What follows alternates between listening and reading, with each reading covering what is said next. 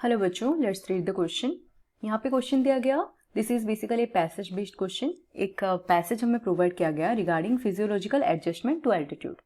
क्या क्या इफेक्ट दिए गए हैं? Increase heart rate, increase breathing, concentration of blood, increase red blood cell production and increase capillary density. So ये एक पैराग्राफ हमें प्रोवाइड किया गया and then there is this question which is given us, sudden exposure to a altitude of 2000 meter would make a person breathless on exertion. The effect of altitude on physiology is related to। हमें ये पूछा गया कि अगर एक person को suddenly 2000 metre altitude, that is high altitude में हम एक्सपोज करें तो उसके बॉडी में सर्टेन फिजियोलॉजिकल चेंजेस देखने को मिलेगा। So what is the reason for that? And हमें 4 ऑप्शन दिए गए। First one is lower oxygen availability, second option is given higher oxygen availability, third है lower carbon dioxide availability and fourth है both B and C. तो चलिए देखते हैं यहाँ पे करेक्ट आंसर क्या आएगा। So first let us discuss about the key concept for this question. ये जो क्वेश्चन हमें प्रोवाइड किया गया है इसका की कॉन्सेप्ट है अल्टीट्यूड एक्सपोजर।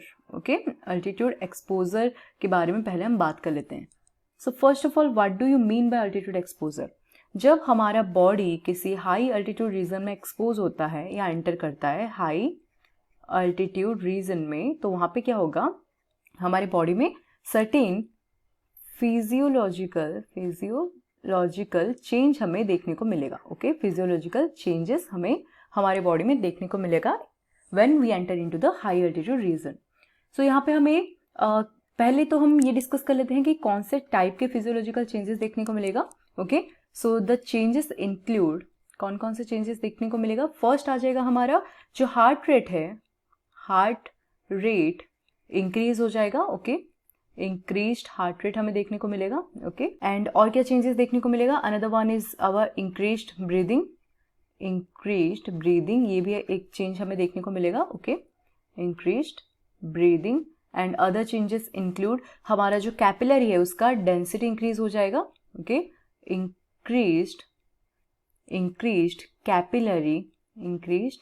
capillary density, ये एक आ जाएगा change, density, okay, etc. These are the changes that are included when we are basically exposed to high altitude region.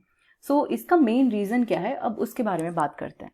So these changes are because of, जब हम high altitude में जाते हैं, high altitude reason में जाते हैं, तो वहां पे क्या होता है, जो एटमॉस्फेरिक प्रेशर होगा वो लो होता है। Okay, there is low atmospheric pressure, हम एक्सपीरियंस करेंगे लो एटमॉस्फेरिक प्रेशर। और एक चीज हम वहां पे एक्सपीरियंस करेंगे when we are in the high altitude region, जो ऑक्सीजन अवेलेबिलिटी होगा वहां पे लो होगा। Okay, low amount of oxygen available होगा, available. Because of this reason हमारे बॉडी में क्या होता है, to make sure that all the tissues are getting proper amount of oxygen, हमारे बॉडी में चेंजेस देखने को मिलते हैं। Okay, so the main reason behind the changes, the reason behind the physiological changes behind physiological change क्या है, और हम बोल सकते हैं मेन एम, ये चेंजेस होते क्यों हैं। अगर बात करें, the main aim behind this physiological changes is to make sure all tissues are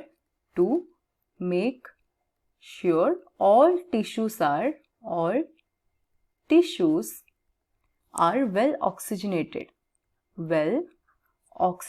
अगर ये फिजियोलॉजिकल चेंजेस नहीं होंगे देन हमारे जो बॉडी में टिश्यूज है उनको प्रॉपर अमाउंट में ऑक्सीजन नहीं मिलेगा। That is the main reason हमारे बॉडी में चेंजेस देखने को मिलता है। अब हम बात करते हैं 4 ऑप्शन में से अगर देखें तो फर्स्ट ऑप्शन दिया गया लोअर ऑक्सीजन अवेलेबल, जो कि करेक्ट है। सेकंड दिया गया हायर ऑक्सीजन अवेलेबिलिटी, जो कि रॉन्ग हो गया। थर्ड दिया गया लोअर कार्बन डाइऑक्साइड अवेलेबिलिटी, ये भी रॉन्ग है। एंड फोर्थ वन भी हमारा आंसर नहीं होगा। तो यहाँ पे करेक्ट आंसर कौन सा आ जाएगा? The correct answer for this question is option A, which is given as lower oxygen availability. Okay, availability, this is the reason. So ये हमारा आ गया correct answer for this given question. I hope you understood it well.